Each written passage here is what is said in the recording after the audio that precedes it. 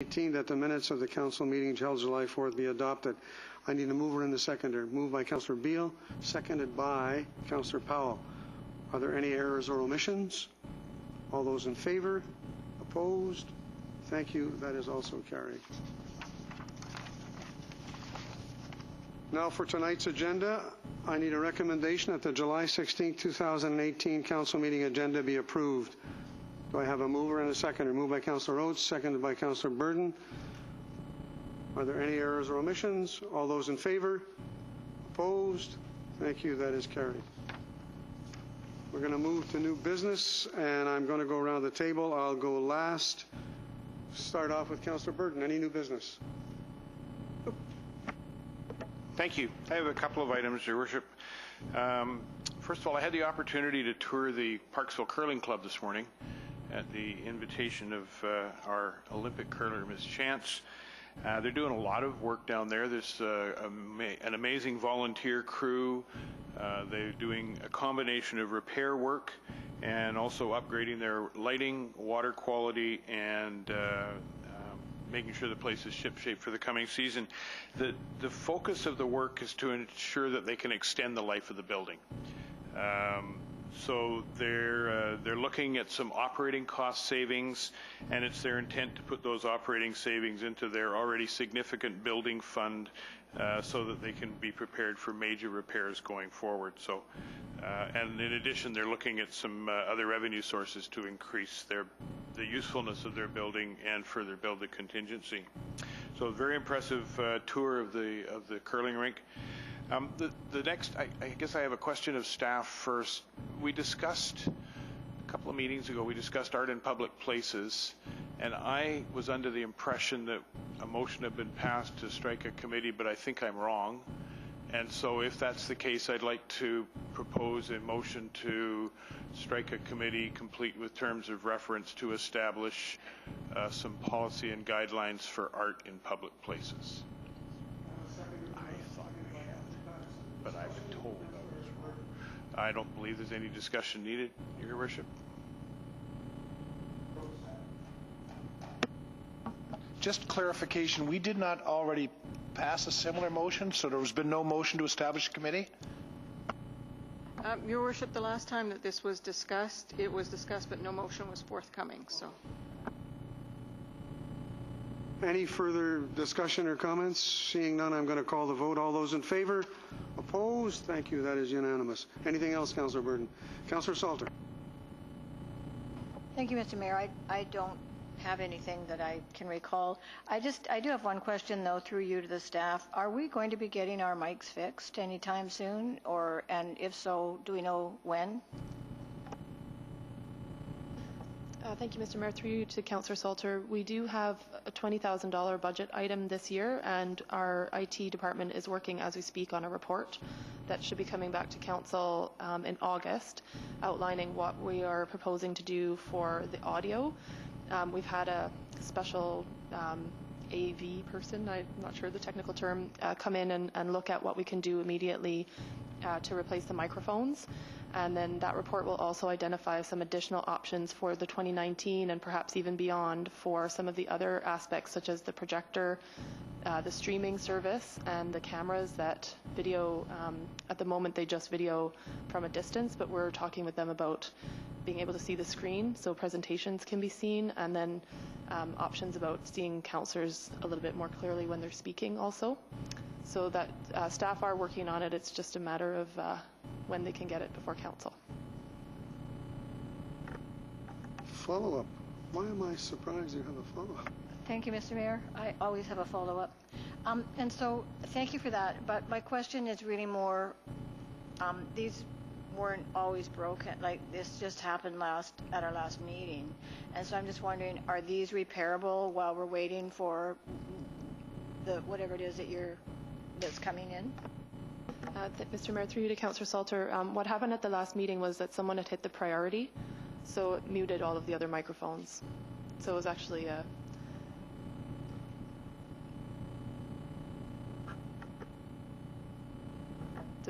I think it's only 2 of the microphones that have priority. So that was what happened the last time. Okay. Councillor Beal. Thank you. I guess it does ensure that we really do just speak one person at a time in the meantime, so that's good. Fair enough. I'd just like to mention that I have been in touch with the OCAC and the MAC, and I know they are very thankful for the support that Council has shown, and they are starting their really stellar exhibit with an internationally acclaimed artist that's starting up this week, and you may see the banners around town, down McMillan, the banners there, as well as some work in the gardens there. It's looking very, very nice. So just want to mention that, and I continue to be liaison to the Oceanside Task Force on Homelessness, which continues to meet during the summer, and the library will not be meeting again. The board won't be meeting again until the fall. Thank you. Councillor Beal, Councillor Powell. Yeah, I have nothing to report. Thank you. Councillor Oates. Just a couple of things. I just want to question the staff. We've had a couple of public hearings now, and people come and they want to ask questions. And I just want to, if we could just refresh what the process is for that. How is it that public are able to ask questions so that when they come to a meeting like this, they're not there's no barriers to them getting the information? I understand and agree that these public hearings should not be question and answer sessions, but how do we ensure that people who have questions get the answers to those questions in a way that doesn't seem to be a barrier to their ability to do so? And I'm sure that there's no barriers there. I just would like for the record an outline and a protocol with respect to people wanting to ask questions that come to public hearings and can ask questions. Mr. Russell. If I may, Your Worship, through to Councillor Oates, I will attempt to answer this question as best I can. There's a couple venues along the way in the process. So the first thing as part of our process that we do is we have the developer hold a public open house where the proponent can find out information about the application. We post notice that directs folks to come to City Hall to look at the information and get their questions answered, essentially. At the public hearing, the intent is to basically for council to listen and for the public to present what their concerns are or what their positives are with the development, and to raise questions for council to contemplate that council may, when the application comes for third reading, may at that time ask for clarification if the particular questions raised or points that folks have made in their presentation to council having council's opinion merit. No, thank you for that explanation. That's it's just that sometimes when people come to these meetings, they do not know with the level of detail the process. So, and I feel for folks like that. I just wanted to mention it again. Whether that helps, I'm sure we'll have people come to the next public hearing wanting to ask questions as well. So, a couple of items. Beach Fest is up and running and seems to be progressing quite nicely. The sculptures are pretty amazing. I was down there myself a couple of times now and had a look at them. My granddaughter happens to be in town, so I've got to really have a look at our community park down there, and it's amazing what you see when you look through the eyes of a 7-year-old girl compared to someone like myself there. And the level of activity down there at our park right now is just amazing. I certainly understand why staff have concern with the number of users down there, because there's people down there in every square inch on any given day, and it's very well used. And we are a destination location. I was down there a couple of days ago, again with my granddaughter, and a helicopter came and landed right next to the beach club, or what I thought was next to the beach club. As I walked over to see what was going on, I thought maybe it was an air ambulance or something like that.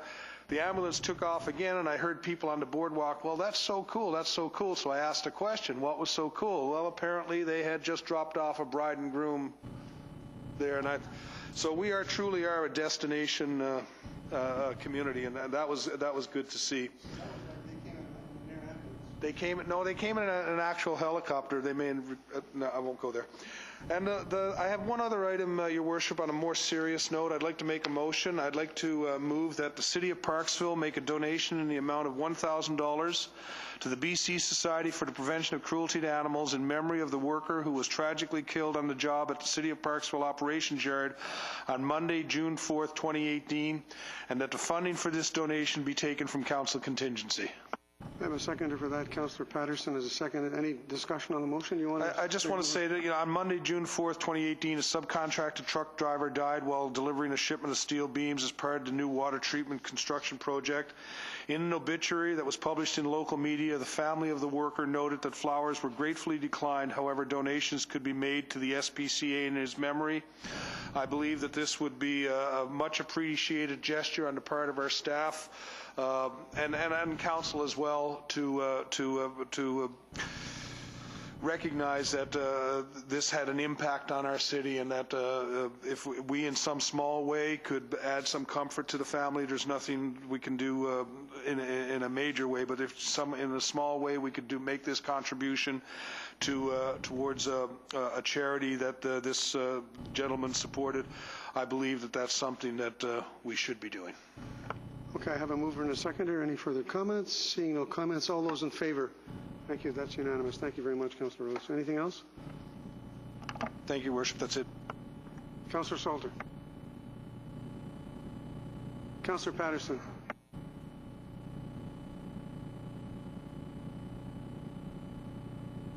Thank you, Your Worship. I'm pretty lucky. I get most of the summer off from a lot of my liaison appointments, but I did want to just touch on some of my fellow councillors' liaison positions, since I seem to overlap a little bit at times. The Monet Revisited exhibition is coming up at the MAC this Saturday, and it's amazing. I've already looked at some of the things, and Beach Fest had over 11,000 guests through the park. So we are a very small community that has the most amazing tourism aspect and people that come from all over. I've been very, very fortunate to have 3 events where I've been able to speak to the sculptors who are from all over the world, and they love coming to Parksville. It is one of their most absolute favorite destinations. So I just wanted to kind of pass that on. And then I've had a lot of conversations with some of the new signage that's being placed in the city with the Downtown Business Association, and I just want to say kudos on that, because it's really bright and looks really great. I have a few items, members of council. Beginning tomorrow, Vancouver Island University students and the city will be conducting an online survey to collect ideas and opinions from residents about their vision and priorities for parks, trails, and open spaces within the city. The survey link is available from the homepage of the city's website, and the survey will be open until August the 10th. Very important. As well, the VIU students will be hosting 3 open houses in the atrium out here on July 19th, July 25th, and July 31st to assist residents with the survey and respond to comments about the Parks, Trails, and Open Spaces Master Plan to be completed in early 2019. More information can be found on the city's website. Coffee with Council resumes, and it starts on this Thursday, July the 19th at 2 o'clock, and on again on August the 2nd at 2 o'clock. A few items that I attended. I attended the Bolinas graduation late last month, and I can tell you that it's very impressive to watch our young men and women who are leaving high school to go on to other things. And there was a whole variety of ambitions that a lot of these students have, and it's wonderful to see. And I'd like to conclude that visit by saying that we're in good hands. Our future is is very, very solid with regards to what these students all want to do, going into different fields of engineering, architecture, chemistry, you name it, they're doing everything. And then lastly, I did open the Beach Fest for the 2018 on Friday afternoon. It was a good turnout. The crowd were ready and raring to go in there. And I was back for the judging yesterday. And I got to say, for me, I'll say this, I hope nobody takes offense, but I thought that the sculptures this year were better than last year. I was really amazed. The theme is wild things, and it was really awesome to watch what they were doing. So, on that note, keeping in line with signage and Beach Fest and everything else, I'm going to invite the Executive Director of the Downtown Business Association, Pamela Bottomley, to introduce our 2018 PDBA Youth Ambassadors. Welcome. You got an extra chair there for somebody? I'll be leaving. Thank you for having us this year again, Your Worship, Council, and staff. This is the 4th year of the Downtown Youth Ambassadors Program. And to your point of awesome people, an awesome future coming out of Bolinas, once again, you see two stupendous young people. We have so much fun that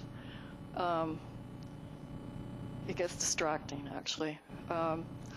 So I hope you look out for them while you're out and about. I've told them that I'm not watching them, but everybody else in town is. And I think they've gotten some good information, good experiences so far, and it's been 3 weeks in.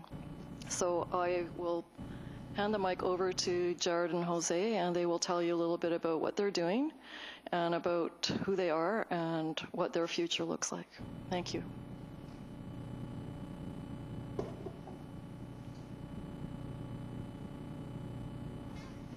Hi, I'm Jose.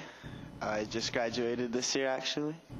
I plan on moving to Vancouver at the end of August to pursue a career in music engineering and production engineering, so that's my plan. Hopefully it goes well, not too many mistakes, and thanks for having me. And a little bit about myself is I actually moved here when I was 5, and I like seeing a lot of the new improvements that we've made, like in these past 13 years, because when I first moved here, it was a lot smaller than it is now. And it actually, this is why I wanted to do the job, because I've seen a lot of improvements, and Beach Fest get a lot bigger, and just everything around me is getting a lot more tech-wise and be more beautiful and a lot more art. And so thank you.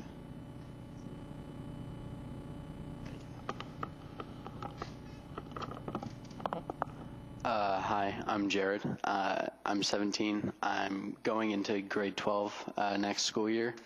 And I wanted to do this job because I wanted to help out my community more and learn about how businesses actually work and how they can work together to become more successful. And my plan for my future education is hopefully that I get into UBC and I can study law. And either work in criminology or family law, and I'm really excited to work this job. Well, thank you both very much, and we're going to see you again, because one of the tasks of the job is to come back to us in the fall and give us a play-by-play of what you found and what's good and what's not so good and what needs improvement. So we'll look forward to that.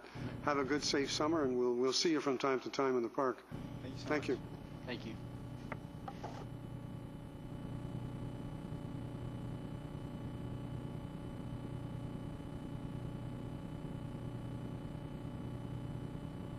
We have another delegation this evening, ladies and gentlemen. McDonald Gray Consultants, zoning amendment application at 1180 Resort Drive. Mr. Nigel Gray, welcome. Speak into the microphone, please.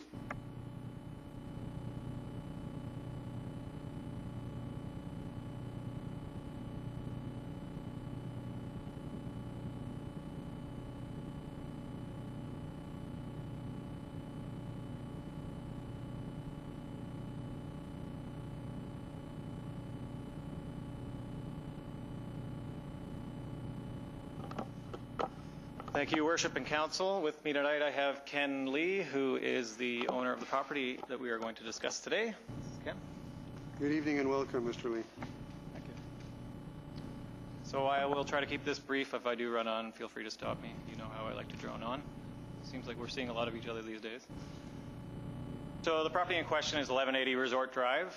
This is one that Ken and I have been kind of examining, looking at the planning framework and working out a development concept over the last year and a half approximately, working with planning and engineering to get this right before it comes to you. So today will be the first time that most of you have seen this project.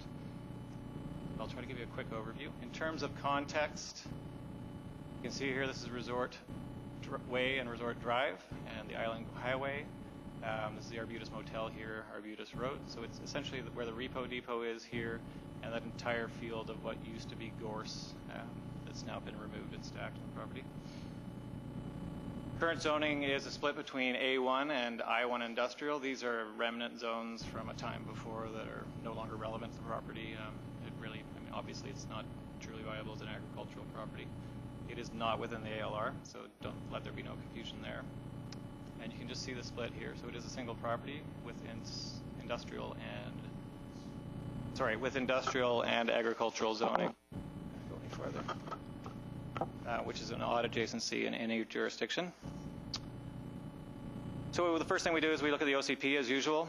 In this case, the designation is resort lands, and that's due, I assume, to the proximity to the resort area, and that is an appropriate designation. And you all know the intent of that area is to have some limited compatible commercial uses with a primary focus on resort uses. And that's just an excerpt from the City of Parksville map from OCP. So in terms of proposed land use, we're still working on the exact zoning designation that we're going to give the property, but the mix is what you see before you. So a mix of tourist commercial, mixed use, which is kind of a new idea, although Garwin has a project here today with the same kind of approach, and a multi-unit residential component, which is aimed to be rental, and that's kind of aimed at employee housing within the resort area.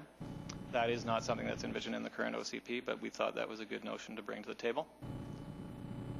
So you can see here, this is our site plan, this is our proof of concept. This one has been worked out quite a bit further than a lot of the proof of concepts we bring to you because Ken is keen on getting this into a development permit and constructed as soon as possible. So you can see here, just to orient you, the Island Highway is on the bottom of your screen. True North is this way. Resort Drive in the back, this is Sunrise Ridge across Resort Drive, the Arbutus RV Park, and there's one piece of property between Resort Way and Resort Drive, between us and Resort Way, sorry. So you can see here we're proposing a hotel toward the back of the site because that's more of a resort use and to get it away from the highway and have it in that more pristine resort environment. Next to that we have an apartment complex. This will be well screened and tailored to the resort context that it is in, so it will not be a block apartment building. It will be designed to read like a part of the resort environment. The third piece is a mixed-use component, so this will have ground floor commercial and live-work studios above, so a nice place for artists to work and have a market concept so people in the resort area can stroll through the site, and hopefully we attract that kind of use. The other uses would be things like IT and that sort of thing. And the fourth component is a standalone restaurant pad, and this would be tailored to really any size of current restaurant use, your major chains, or even an independent restaurateur who wants to come into the site. I'll just go through each one of these in a little bit more detail. So on the hotel site, we're looking at a 3-story building, and you can see it's oriented here towards Resort Drive. It's a 3-story building with 65 suites, and it's modeled on a Holiday Inn Express template. That may or may not be the end user, but that is the template that we're using to develop the zone. There you go. So it sounds like it will be a Holiday Inn Express if we can manage to do our job properly. You can see that's the hotel site there and the accommodated parking. And these are just some renderings that our architect put together, Raymond DeBeal, the architect from Nanaimo. Raymond is also the one who did the Shelley Square project, so you can see some of the same types of architectural expression in this project as well, trying to tie it into a unified theme for the city, essentially. So the restaurant pad, obviously it's up front and center on the Island Highway because you want to have that visibility for the commercial use. It is going to be standalone, and it will have outdoor seating and patios, much like what is proposed across the street. So we're really starting to develop a real node here at the other corner of Parksville. I'm still waiting to get the project up at Wembley, so we'll get there eventually. And you can just see here, that's the restaurant site. The multi-unit residential, that is located towards Resort Drive, and the idea is we want to do 5 stories with some ground floor parking. So essentially that first level will be parking with residential above. We may or may not go down farther with the parking depending on what our ground conditions ends up being in the field. On a site like this where it's mostly sand, it may or may not be feasible to do that. So that's a part of the discovery that we need to do prior to completing our development permit. As I said earlier, it's 40 units, 10 residential units per floor, tailored toward a rental configuration. And that will be a long-term hold for Ken's company. See the site there. In terms of mixed use, so this is it's not an entirely new idea. Obviously, we have a project that came to the table today that has a similar approach. It is sort of new for Parksville, but it has been done in most jurisdictions elsewhere. And the idea of creating units where it could be a place for someone like myself and Kara, where we could have a home office, or an IT professional, or an artist studio. So we're talking about units that have larger ceilings, more floor space for that type of use beyond simple residential accommodation. And the building design itself, so far, it may not be the design we end up with, but it's been designed in a way that you can flex these spaces into different sizes and accommodate different users. So depending on who comes in, it could be adapted to those professionals and artists. All the ground floors all the ground floor is commercial. These are units that range around the 1,700 square foot size, so these are a bit different than what we have in the market. If you read through your package, I'm not sure if the land economics report was attached, but we did do a market analysis to make sure that what we're doing here is not interfering with what's in the core area, much like up at Despard. So these unit sizes are tailored to a different kind of commercial coming in rather than replacing existing units. Above the commercial, we have essentially 12 units per floor, 36 units total. And this is just the overview of the entire site, just to give you the picture without the overlays. So we have one big question for council today. Our transportation engineer suggested that a right-in, right-out access on the island highway is preferable. And from Ken's perspective and from a retail success standpoint, it is absolutely essential that we have that direct access to the highway. There is currently an access to the property where the repo depot is. So we're not talking about adding an access. We're talking about shifting it and reconfiguring it so it says stacking distance and doesn't interfere with traffic patterns. That's all in the proposal, and if you want to read the transportation report, I do believe it was attached to the agenda. It goes into quite a bit of detail on things that I don't understand. So the transportation engineer's recommendation is here, and I'm sure this was in your package as well.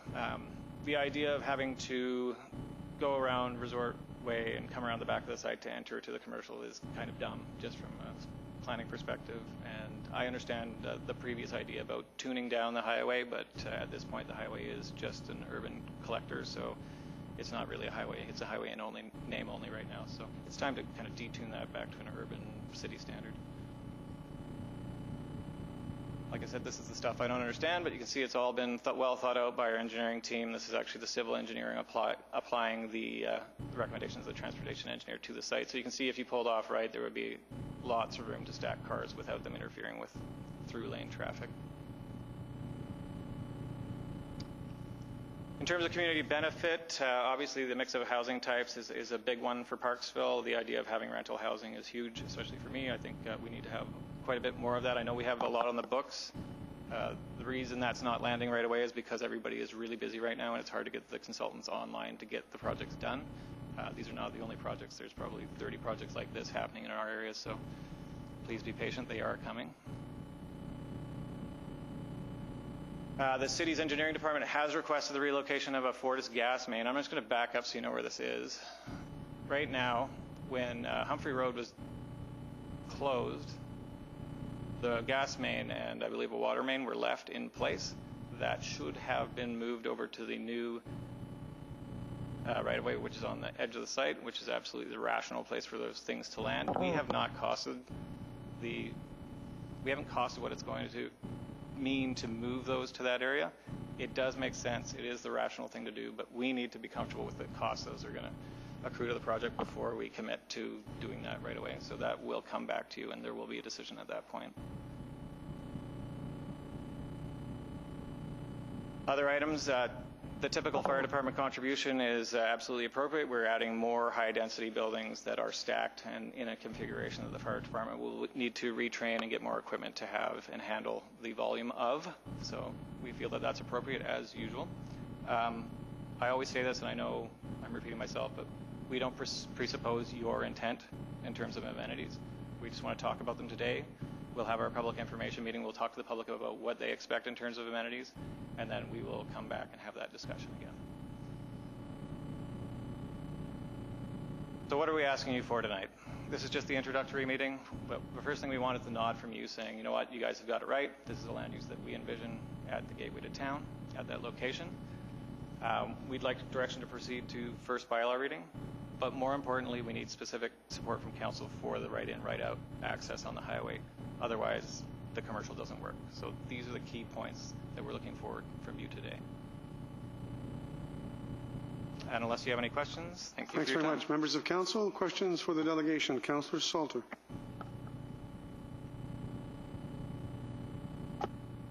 Thank you. Thank you, Mr. Mayor. And through you, I am looking at the proposal for the in and out into that site. Would it not be possible so are you talking about a lane that just you slip into that lane and then you go in so there's no lights to get into the property and the same to come out? Is that what you're talking about? Merge lanes, basically? So you're merge lanes.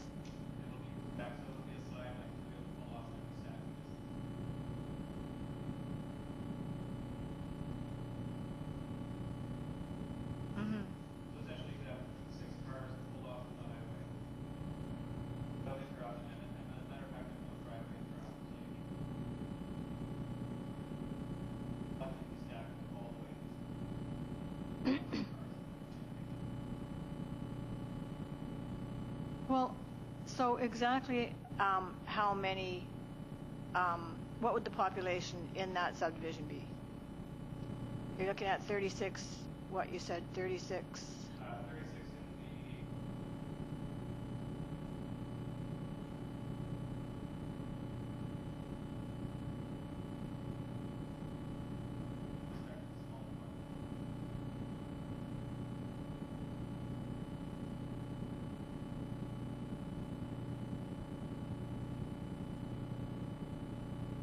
in It's not that I like the concept, I like what you're doing, but I know what's happening with traffic in this community, and it's getting, although you state that there's only been however many 9 crashes or something, for sure, but we're growing and we're not going to stop that.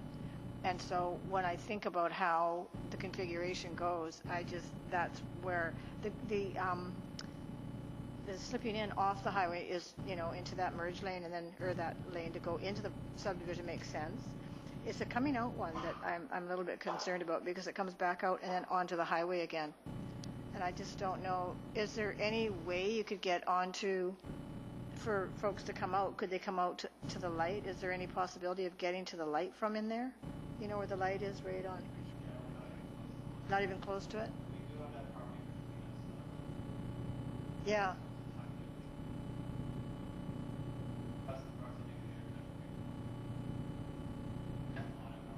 Oh, okay.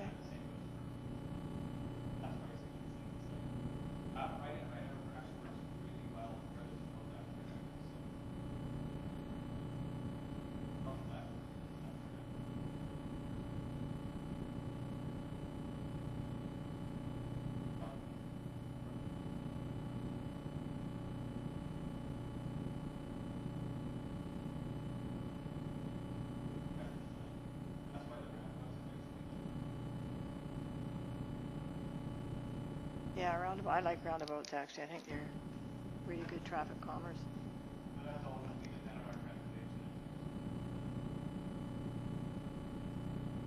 Well, thank you. Councillor Beal.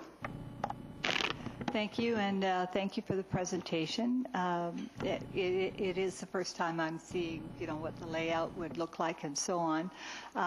And it looks very attractive, as these things often and usually do. One question I have is that I know that a concern has come up, or a wish that we not end up with a whole strip along the highway of, and a lack of some vegetation. The fact that there is housing in there actually is better, because it's not like malls and shops and shops and shops. But is this something that has been considered when putting this together? What kind of assurances do we have that it would look as attractive as presented here? The easy answer is you have landscape architects on the team at the very beginning. The truth of it is this site is much better than most of the sites we look at in town, in that it is not a forest. And the issue when you cut into a forest is you leave these really dangerous edges with the lollipop trees that inevitably fall down across 5 houses, and that's a huge liability issue. The beauty of this site is it's already been cleared of invasive vegetation for the most part, and while we've all been waiting for this to be developed, we've got these trees that are around 20 years old, and they're on the fringes, and you can see all of the green areas we've indicated here are where those perfectly ideally sized trees are. Now there's going to be some construction verge that cuts into those areas, but the reality is when you have a tree that's branched to the ground and it's only 20 feet tall, that thing is going to adapt to its space, and it's going to put its roots where the concrete isn't. And that's the nice thing about this site. We are still proposing having a 10-meter setback that's fully landscaped per the resort area guidelines, so we're not clawing back from that.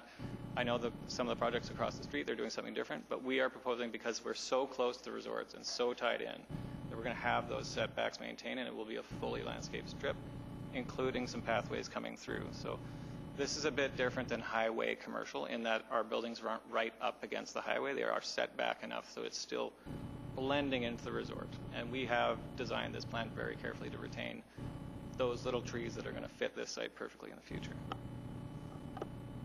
Follow-up, Councillor Beal, and then Councillor Powell. Thank you. And yes, going back to the bit that you were speaking about at the very beginning, yes, there's no doubt that this land is not particularly suited to agricultural use, or and not really a good location for industry. And it would be lovely to see something there that is inhibiting the gorse and the broom that's been there for so long. Councillor Powell. Thank you, Worship. I was just going to comment about the gorse. It is back. It's back. I was looking at it tonight when I was coming through town, and it's just you're never going to get rid of it. So I'm happy to hear you plan on building on it. The other thing I would like to know is I'm really interested that this go forward, because I would like to hear the public hearing, not the public hearing, but the open house and the comments from the different resorts in the area. And so I really look forward to seeing this. I think it's a good plan. Thanks. Any other members of council? Councillor Oates, and then Councillors Patterson. I like what I've seen here, and I'm wondering how we grant the request of the proponent here tonight. They've asked us for a show of support. If we indicate that, if we indicate a show of support or grant the requests that have been given to us tonight, are we putting ourselves in a liability situation? How do we make so that this project goes ahead and we still have covered all our bases?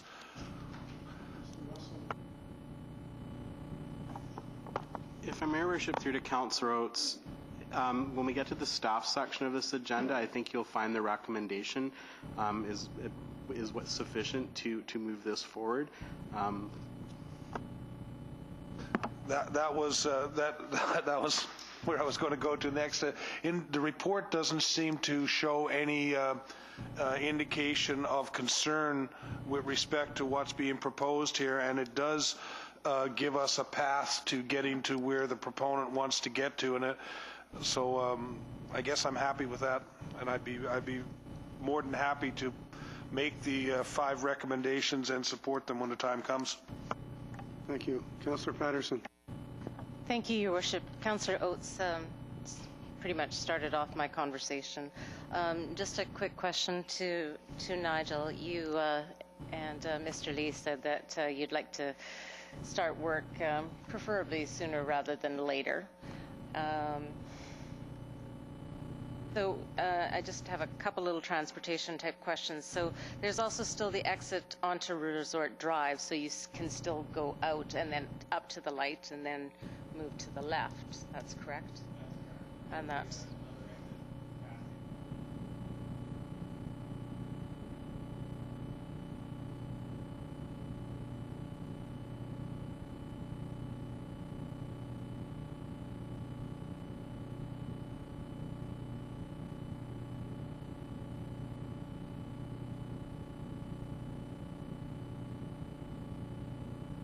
And just to follow up, Your Worship, going to an open house, when do you foresee that?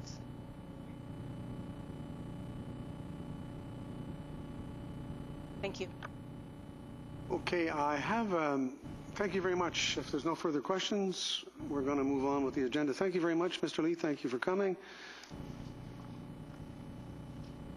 This is next on our agenda. Rather than, if I may, what I would like to do is I'd like to ask Mr. Russell, I know that I have a mover for the 5 recommendations, but before that, I think in fairness, we'd like to listen to Mr. Russell, just give us the background on this issue, which is the official community plan amendment and zoning and development amendment bylaw 1180 Resort Drive. Mr. Russell, would you spend a few moments just doing that? Certainly, if Mayor Worship, I'm going to be brief. As I said, it's been presented fairly in a lot of detail by the proponent. Really, Council has a number of options before them this evening. One is to advance the application as per the recommendation. Council could also deny the application outright. Advancing the application shows some indication that Council, at least in principle, is open to the concept. What that concept involves is a change in the OCP land use designation from its current designation to the tourist mixed use designation. It also is at this stage, and again, it's not binding Council, but it's to be open in principle to the concept of that access, which is a policy, a vision change from what's been established in the past in that area. From planning staff's perspective, this property is a little different maybe than some of the other ones in the resort area in that it doesn't have a waterfront amenity like the bulk of properties. The rest of the information as I said is in the report, and there's the 5 recommendations for Council consideration. Okay, before I get to the motions, any questions from members of Council for Mr. Russell? Okay, Councillor Oates, you want to make a recommendation?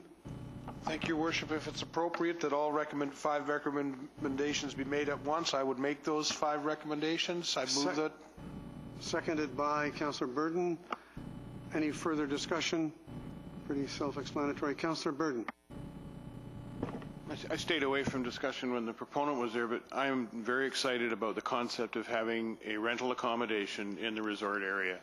I know that there was some talk of having the resorts house their own employees, but it wasn't. It would require a rezoning issue here. We've got an opportunity to do that with the rezoning. I think this is a great concept and want to support it going forward. And I look forward to hearing the public's comments at the open house, the public hearing. Okay, so I have a mover and a seconder. Comment, Councillor Powell. I actually have a question, and so I'm just reading the 5 recommendations, and it's silent on the right-in, right-out, and that was one of the requests by the proponent. Is there just an assumption that that's going to happen? If I may, Worship, through to Councillor Powell, the proposed change in OCP designation changes the policies with respect to that the prohibition on the right-in, right-out. So under the current okay. Okay, seeing no other hands up, I'm going to call the vote. All those in favor? Thank you. That's unanimous. Thank you very much, Council. Okay. Moving on to the next report, it's the renewal of a lease agreement to Sunshine Education Consulting Corporation for a portion of city-owned land located at 201 Pym Street. Mrs. Kaler, I need a mover and a seconder for the 2 recommendations. First of all, moved by Councillor Salter, seconded by Councillor Beale. Mrs. Kaler, would you please give us the background on this? Thank you, Mr. Mayor. This staff report is to seek council approval for renewal of a lease agreement with a property located at 201 Pym Street. It's a portion of the property, and it was originally leased to the Sunshine Education Consulting Corp in order to meet the provincial requirements for providing outdoor daycare activity space. The only change proposed at this time is, per a previous council resolution, we have adjusted the monthly rental rate per the CPI with an additional 2% as is permitted by the Tenancy Act. And recommendations are per the agenda. Any questions for Mrs. Kaler? Fairly straightforward. All those in favor? Opposed?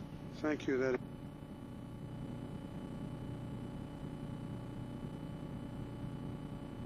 Please give us the background on this issue.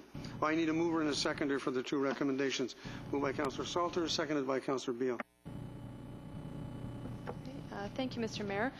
This is also for renewal of a lease with the city, and this is for the land which is currently occupied by the Parksville Lawn Bowling Club.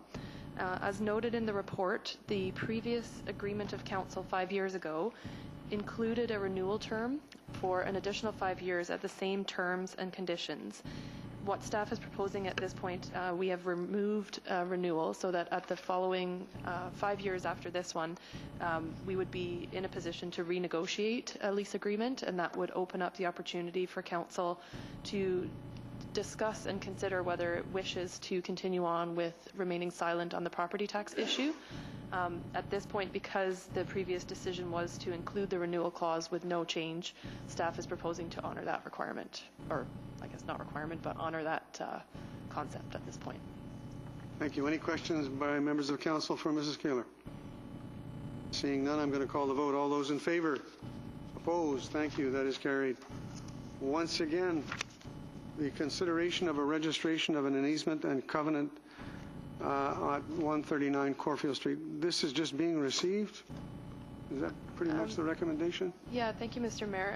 At the previous council meeting on July 4th, there was a staff report with respect to an awning, which is encroaching aerially, so in the air, over a portion of the city's road right-of-way. We are required to do notice for that prior to council's final decision. Notice was done in the Parksville Qualicum News on July 9th and 16th. And we have not, oh sorry, that's the wrong dates. Thursday and Thursday. Oh, help me out. What dates were it? 10th? Sorry, the last 2 Thursdays, as per the legislation, and we have not received any correspondence. So we're now requesting that council basically endorse the recommendations from the July 4th, which would be to enter into an easement agreement with the owner. That does not require any ongoing maintenance or redoing in terms of the administration, but there are liability and other obligations placed on the proponent or the property owner that mitigate our risks. What am I asking for now? Am I asking for that this report be received simply? Yeah, that council basically endorse the request from the applicant to enter into this easement. So can I have a mover and a seconder for that? Moved by Councillor Beale, seconded by Councillor Burton. Any questions or comments? All those in favor? Thank you. That is carried unanimously. The next report we have is the 2017 Annual Municipal Report. I need a mover and a seconder that the report be received. Moved by Councillor Beale, seconded by Councillor Powell. Mrs. Comas, would you please give us the background on this issue? Yes, Your Worship. The 2017 annual report is a synopsis of activities and accomplishments of the city during that year. It is a requirement of the Community Charter Act. It is available on the city's website, and a hard copy is available in the administration department. It is an annual requirement of the Act that we have considered and dealt with for many, many years. I'll move that the 2017 Annual Municipal Report be received.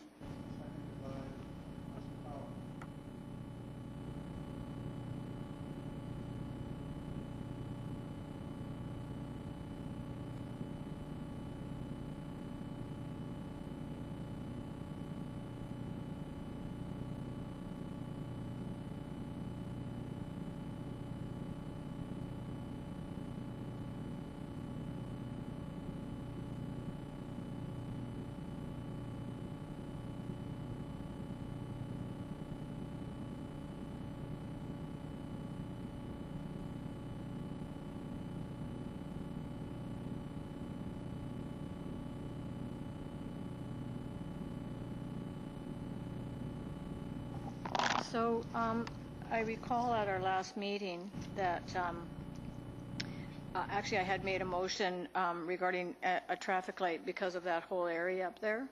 And Councillor Oates then made a motion that it be referred to the 16th meeting for input from the Director of Engineering for this tonight. So can we hear about whatever it was that they were going to tell us with regard to traffic calming?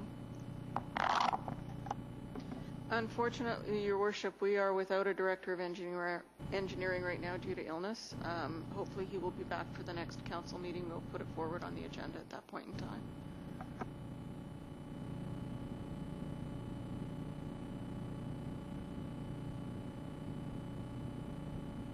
My question, do we want to put it off until the Director of Engineering is here? Your Worship, that question is not directly related to the rezoning, so the rezoning can proceed and that question can be dealt with.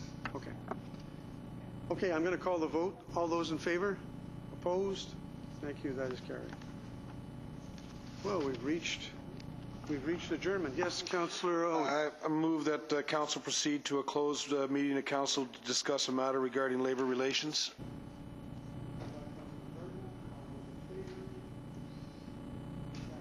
Okay, so I'm going to adjourn the council meeting. I have a mover and a seconder for adjournment. Moved by Councillor